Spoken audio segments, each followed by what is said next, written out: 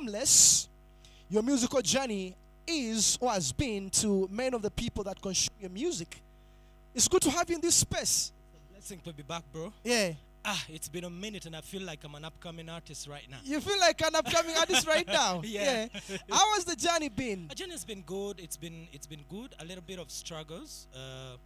When I took a little break, I had issues that people did not know about. Why did you take a break from music? I mean, last time I interviewed you was towards COVID or before, within, COVID there, about 3 years ago. Yeah. Why did you take a break from music? I took a break because I had a lot of stuff going on. Some things that are a bit private I cannot really share. But I believe in one thing: you cannot give people bad vibes.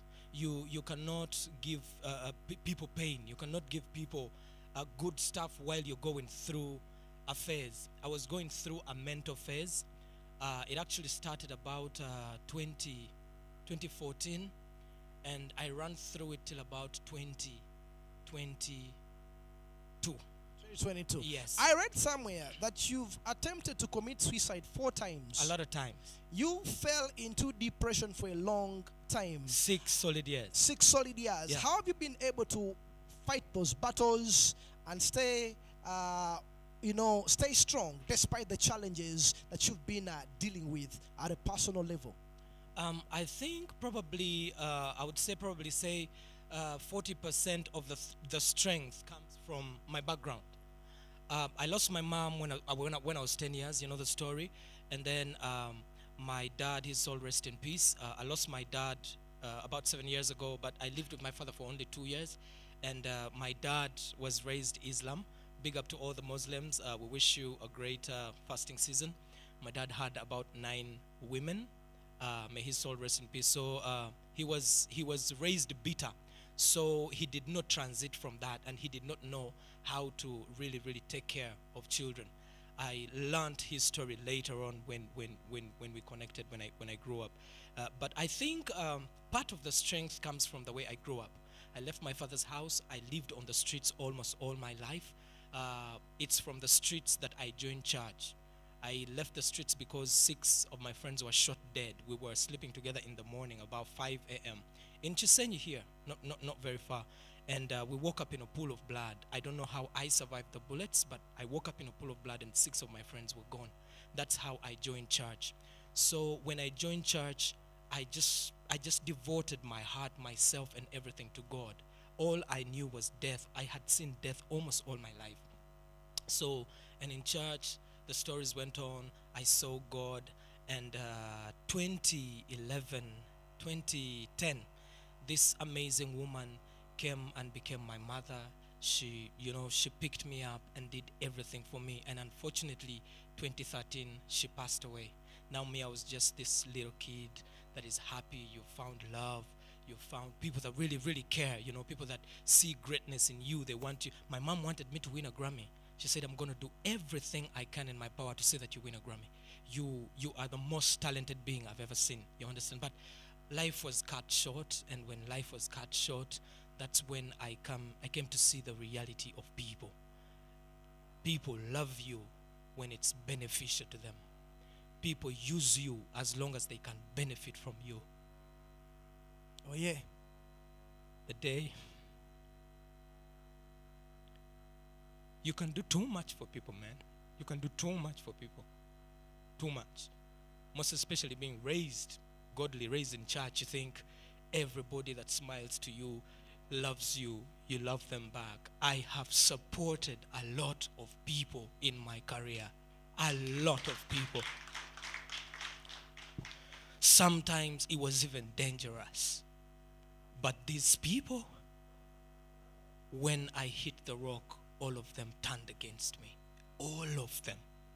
All of them. Even the people I looked at and thought, Banobo Nane Webagenda, at least this one person will stay. That's when you were already in the limelight. Yes. Yes. And I lost everything, man. Everything. I lost my house. I lost everything. As soon as my mom died, everything was taken away from the organization. I had raised a lot of money. For 3 years, we had already raised $1.8 million for the organization. And when she passed away, we were kicked out. And then a man I really, really believed in so much, I emulated. I thought at that moment when I needed his help, he would stand with me.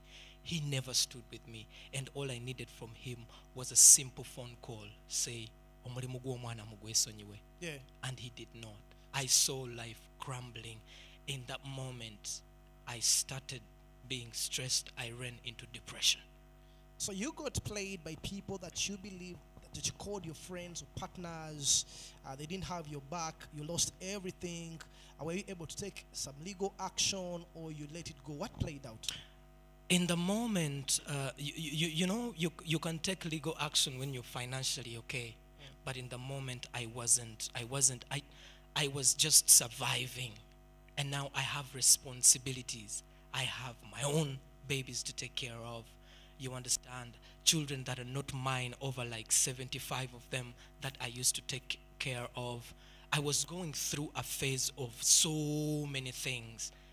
It didn't take 2 months, I went mental.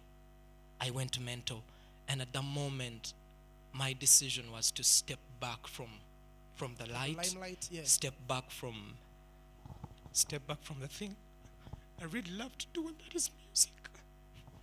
Sorry, it's okay, Exodus. It's okay, Exodus. It's okay. It's okay. It's okay. I know how, emotional it can get, especially when it comes to things that really But God matter, is amazing. Now, where was church in all this? Because for a lay person, and a person would be like, maybe church, or maybe they call them spiritual leaders. Did you probably reach out to some of them? Did you get any support system and all that? I did reach out, and I never got no support. All I got was backlash. You see, Exodus was in charge. Now he's in bars. This and this is happening. But they did not know the core of what I was going through. Oh, yeah. I templated suicide so many times. One time, I drove from Governor. Nobody knows this. Nobody knew this. I just went to Governor. I wanted to drink myself stupid that I drive and die in an accident. 2018, 23rd December. I can never forget the date. I can never forget it. I was driving home. I hit Kabira. I hit the concrete on Kabira and like 9 poles. And then I stopped on somebody's Range Rover. Hit the whole of it at the back. The whole of it. And now I wake up and I actually had cuffs on my hands. That was 2018, 2018, 23rd yeah. December. I can never forget the date.